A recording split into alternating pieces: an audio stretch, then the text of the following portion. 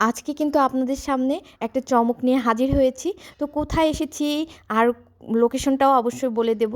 তো hello everyone, আসসালামু আলাইকুম। সবাই কেমন আছেন? আলহামদুলিল্লাহ আমরা সবাই ভালো আছি। একদম দেখতেই পাচ্ছেন আপুদের বাসার থেকে বেরিয়ে কিন্তু এই বিকাল টাইমে কিন্তু আমরা এখানে এসেছি। একদম সূর্য ডোবে ডোবে ভাব। তো আমাদের এর ভিতরে গিয়ে ঘুরে ফিরে বের হতে কিন্তু অনেক রাত হয়ে গিয়েছিল। তো এখন আসি আপনাদেরকে বলতে যে এটা আসলে কোথায়। এটা মূলত বিজয় সরণিতে অবস্থিত সাময়িক জাদুঘরের একটা পার্ট। আর এখানে আপনাদেরকে নিয়ে যাব 3D আর্ট গ্যালারিতে, যেটা এত এত সুন্দর, মানে ভিতরে না গেলে আপনারা বুঝতেই পারবেন না। ফার্স্টে আমরা ভেবেছিলাম যে এখানে গিয়ে কি হবে, তো ফার্স্টে ওর ভিতরে গিয়ে আর বের হতে পারিনি, আর কোথাও যেতে পারিনি। তো আপনাদের চলুন দেখায় যে ওর ভিতরে আসলে কি এমন আছে। আর এটা দেখতেই পাচ্ছেন প্রচুর জায়গা নিয়ে কিন্তু এটা তৈরি। তো একটা দেখেই আমাদের অনেক রাত হয়ে গেছিলো, এর জন্য কিন্তু আর কোথাও যেতে পারি না। অনেক কিছু আছে এখানে দেখার।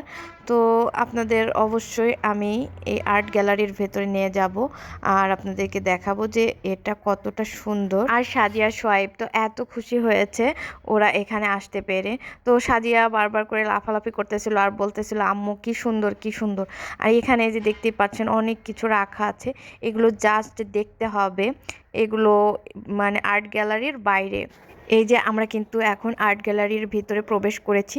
তো প্রত্যেকের পায়ে কিন্তু আলাদা রকম একটা মানে কাভার দিয়ে দিয়েছে, যাতে জুতার ময়লা এখানে না লাগে। তো ফার্স্টেই কিন্তু আমরা ওগুলো সবাই মিলে পরে ভিতরে এসেছি। তো এটা দেখুন, এটা কিন্তু 3D, মানে একটা সাপ আর একটা কুমির। তো এখানে সোয়াইব সাজিয়া একটু মানে রিয়াক্ট করতেছিল যে আমাদের এরকম ধরতেছে সেরকম আর কি। আমি প্রথমে ভেবেছিলাম মনে হয় এই একতলাতেই যে কয়টা ছবি, এটা ভেবেছিলাম। তো আমি ভাবছিলাম যে কি এইগুলো দেখতে, এর ভিতরে ঢুকেছি আবার অনেক টাকায় নিয়েছে। যাই হোক, আমি এটা ভাবতেছিলাম, পরে যেয়ে দেখি যে না, এটা 3 তলা পর্যন্ত, মানে নিচে মাটির নিচে 2 তলা রয়েছে। তো আমি তো অবাক হয়ে গেছিলাম যে আসলেই এটা কিন্তু দেখার মতো। এত এত কিভাবে দেখে ভাই। তো এখানে যে বাঘ আছে আর আপনাদের ভাইয়া এই যে ছবি তুলতেছিল। এখানে আসার পর সবাই কিন্তু অনেক অনেক মজা করেছি আমরা, কারণ আসলেই এখানে দেখার মতো। আর এখানে যে 3-4টে ছবি এরকম না, আরও নিচতলায় চমক রয়েছে। অবশ্যই দেখতে থাকুন আপনারা, সেই চমকটা আপনাদেরকে দেখাবো। আপনারাও মানে ওর ভিতরে গেলে মাথা নষ্ট হয়ে যাবে।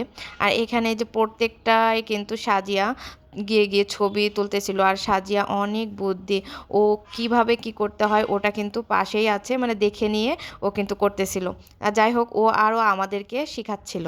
এই যে এখন কিন্তু সোয়াইব, নূর আর সাজিয়া কিন্তু চা বাগানে চলে এসেছে।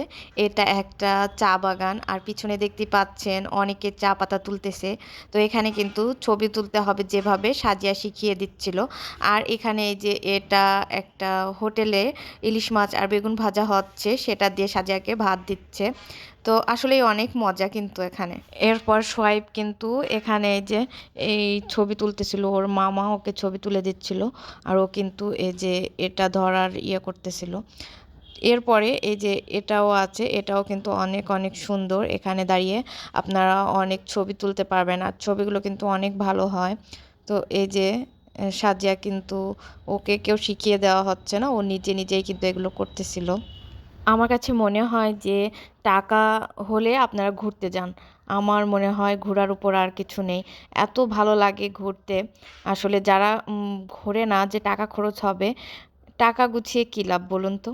কারণ জীবনটাকে যদি উপভোগই না করতে পারেন, ওই টাকা দিয়ে কী হবে? কিছু টাকা জমান, জমিয়ে আপনারা ঘুরতে যান। দেখবেন আপনাদের অনেক অনেক ভালো লাগবে। কারণটা কি জানেন? আজকে মরে গেলে কালকে কিন্তু 2 দিন হয়ে যাবে। এর জন্য জমি বাড়ি এসব তো করবেনই অবশ্যই।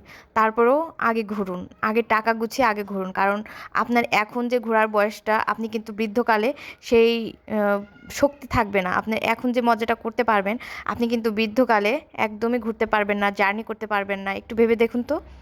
আগে কিন্তু আমিও এমনটা ছিলাম। আমি ঘর থেকে বের হতাম না। ভাবতাম যে না, টাকা খরচ হবে, কী দরকার টাকা খরচ করার? ওই টাকা আমি যদি সংসারের পিছনে খাটাতে পারি কিংবা বাড়ির পিছনে খাটাতে পারি, তাহলে হয়তোবা অনেক ভালো হবে। কিন্তু এখন আমি বুঝেছি যে ঘুরে বেড়ানোর উপরে আর কিছু হয় না। ওগুলো করবেন, কিন্তু আগে আপনারা ঘুরে বেড়ান। 3D আর্ট গ্যালারির 2য় পর্ব অবশ্যই আপনাদের সাথে শেয়ার করব।